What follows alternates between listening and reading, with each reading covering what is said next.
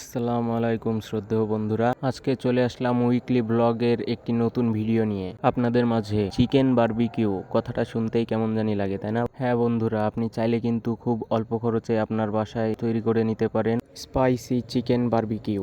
তো বন্ধুরা, দেরি না করে মেকিং প্রসেস দেখতে দেখতে চলুন আপনাদেরকে জানাই যে আমার টোটাল কত টাকা খরচ হয়েছে।